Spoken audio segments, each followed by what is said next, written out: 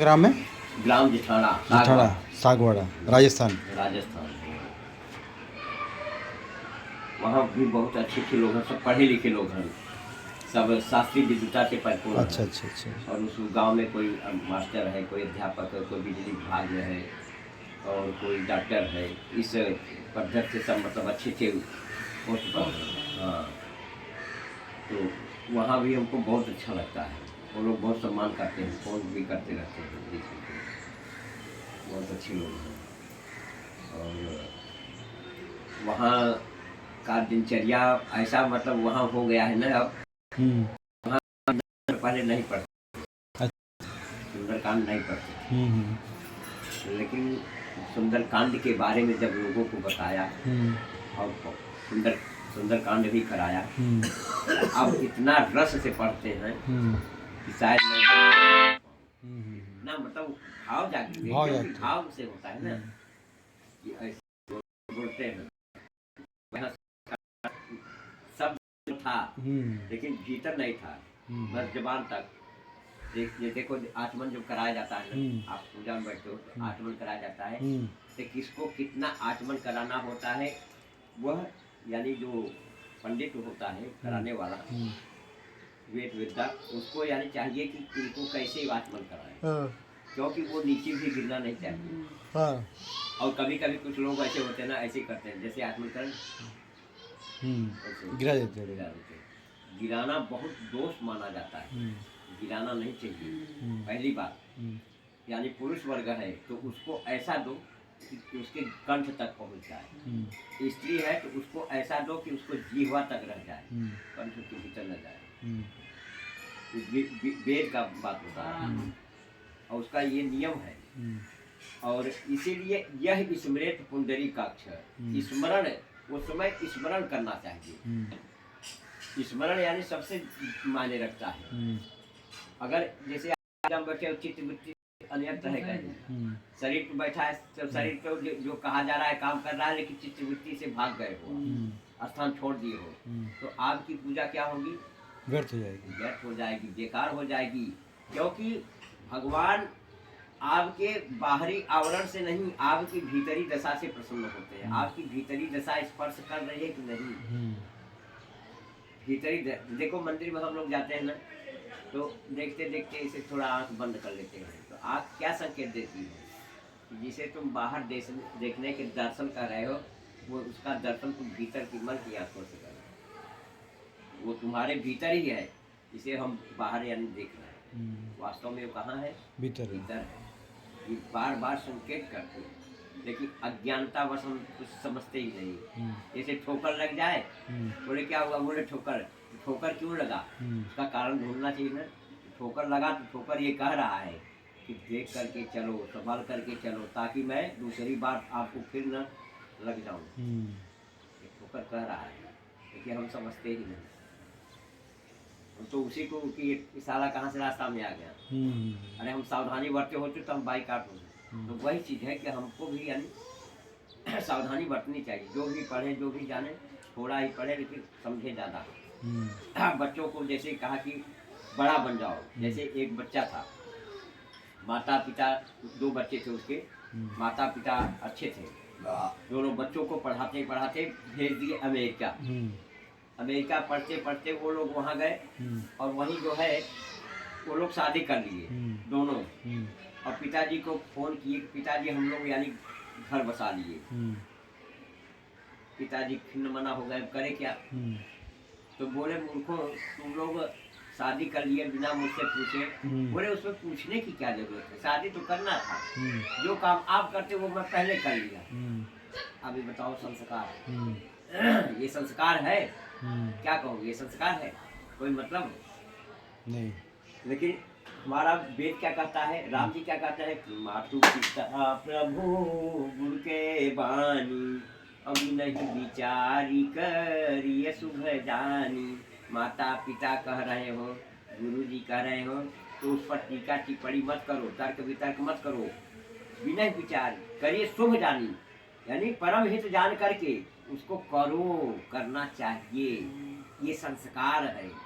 और संस्कार विलुप्त हुआ तो संयम टूट गया। संयम टूट गया तो सिस्टम सारा छूट गया। जो सिस्टम से आप बने थे तो सिस्टम भी छूट, चाहे जैसे करें जैसे कर। देखो कौरव पांडवों में यही अंतर था। कौरव लोग जो करते थे बोले यही धर्म है, वो धर्म को अपने अनुसार चलाते थे। जैसे जैसे मैं आया, भोजन बन गया है और आप बोले कि पंडित जी नहा लो, नहा के भोजन कर लो। अरे मैं बोला नहाने के बारे बोले क्या, मैं आप भी लाओ खाना खा लेता हूँ। ये क्या होगा, ये क्या होगा? ये संस्कार है? ये संस्कार नहीं है। इसका मतलब कि हम धर्म को अपने अनुसार चलाना चाहते हैं। हम जब चाहे जैसे खा लें, जब चाहे जैसे जहाँ रह लें, जब चाहे जो कर लें। हम धर्म के अनुसार, और धर्म तो ये हुआ कि हम आए तो स्नान करें, स्नान करके भोजन तैयार है और भोजन कर लो। इसका मतलब कि हम धर्म के अनुसार चलते हैं। तो कौरव पांडव में यही था, अंतर था कि पांडव लोग धर्म के अनुसार चलते थे और कौरव लोग जो करते थे बोले यही धर्म है। धर्म को अपने अनुसार चलाते थे, वो धर्म को अपने अनुसार चलाते थे और पांडव लोग धर्म के अनुसार चलते थे। अब दोनों बेटे वहाँ शादी कर लिए, पिताजी को फोन किए कि पिताजी हमने शादी भी कर लिया है। पिताजी नाराज खिलमना होके बोले मूर्खो तुमको किसने कहा था? कहा तो कोई नहीं था, पर शादी तो आप करते आज नहीं कल, तो जो काम आप करते वो मैंने पहले कर लिया। अब पिताजी करे तो क्या करे। कुछ दिन बीता तो उन बच्चों की माँ की तबीयत खराब हो गई। तो इधर से पिताजी ने फोन किया कि बेटा तुम दोनों भाई चले आओ, तुम्हारी माता जी का तबीयत जो है बहुत ही खराब है, अब बचने की स्थिति में नहीं है। तो छोटा बोला कि तू चला जा बड़े से, और बड़ा बोला तू चला जा। कहा तो ऐसा करना, न तू जाना चाहता है न मैं, तो बंटवारा कर ले। कहा क्या? कहा कि माता जी मर जाए, मर रही हैं, तू चला जा, पिताजी मरने लगेंगे, मैं चला जाऊंगा। अब ये देखिए ये कोई संस्कार है? आप विचार कीजिए इन बातों पर। ये कोई संस्कार है? ये कोई संयम है? कोई नियम है? क्या हमारा मर्यादा, हमारा वेद, हमारा संस्कार यही कहता है?